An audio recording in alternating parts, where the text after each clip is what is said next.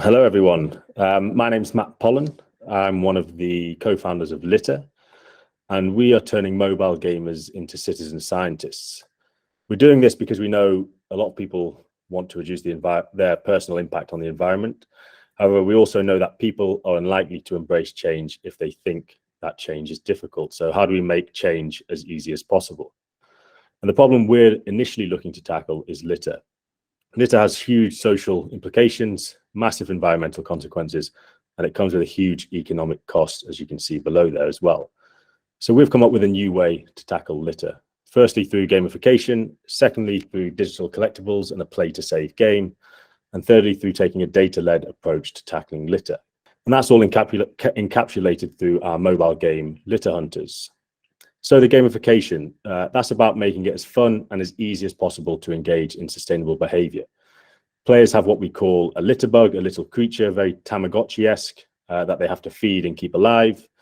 And the way they do this is by helping us to map litter. Players take a photo of a piece of litter.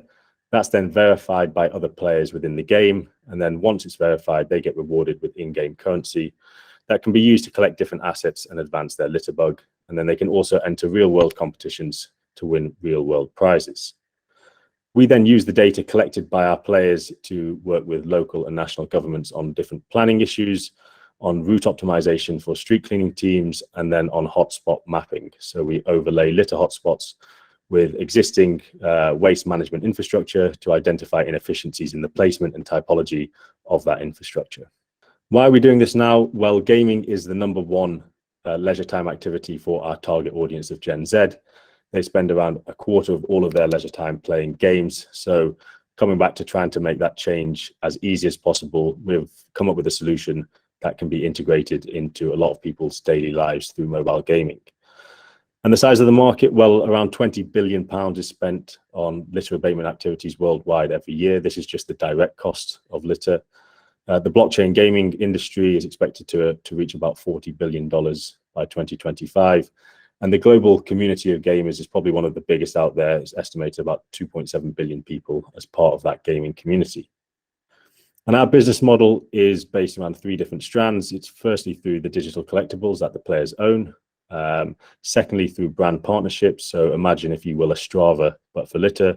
We run different sustainability quests through the game that are sponsored by different brands. And then thirdly, through the data collection. So there's a number of really interesting regulations coming into the UK specifically that will make the data that we collect extremely valuable. Some of our traction so far, we've been backed by the Alliance to End Plastic Waste towards the end of last year through their accelerator program. And we've also won a grant through Innovate UK and the Creative Industries Fund. We're currently raising our pre-seed round of £500,000. This is to help with recruitment, to launch version 1 of the game. We're currently in beta at the moment, and then to build out the partnerships side of things. The team is myself. I'm from a marketing and advertising background. We've then got Ian and Misha, who have set up their own gaming studio and lots of experience in the gaming industry, and then Miguel, who's our CTO. And really looking towards the future, our kind of ambition is the gamification of things. We believe that any information that can be crowdsourced, any data that can be crowdsourced, can also be gamified. And we're building an infrastructure that will allow us to gamify any type of crowdsourced data and help us achieve the 3 SDGs at the bottom there. So that's a quick overview of Litter, and I'm happy to take any questions if there are any. Games tend to have a short life cycle and can have quite high development costs. Do you do the development of the games on your own? Do you have several games trying to address the same issue? Yeah, the development is all done in-house ourselves through Ian and the team that we have, and kind of building on that future point.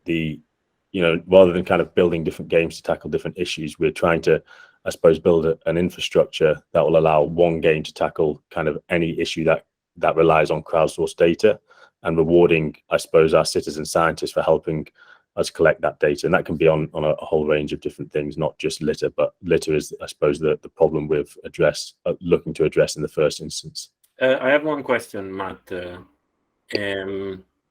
So since in the end, the cost of littering is paid by, I don't know, the countries that need to invest in infrastructure of cleaning, is there a revenue stream coming from there based on the amount of local work, let's say social work, are people doing? Say, okay, guys, with the game, we managed to reduce or to clean so much, and this is less work for you. Are you paying, or are you having these kind of conversations?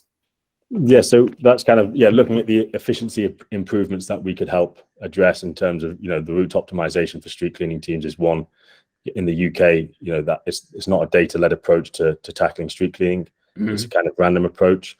So we'd be looking to work with the companies that carry out that street cleaning, which is generally third-party waste management companies, and helping to them operate more efficiently. But I suppose we see a kind of a lot of our main revenue source, especially in the first instance, more through the brand partnership side of things, and working with them, especially with, as I mentioned, regulations coming into the UK. Brands and producers of plastic and other packaging will be responsible for the cleanup of that packaging in the near future. So we're hoping to have the data that will help them comply with those regulations, or help the people who are kind of monitoring and implementing those regulations to hold those brands to account.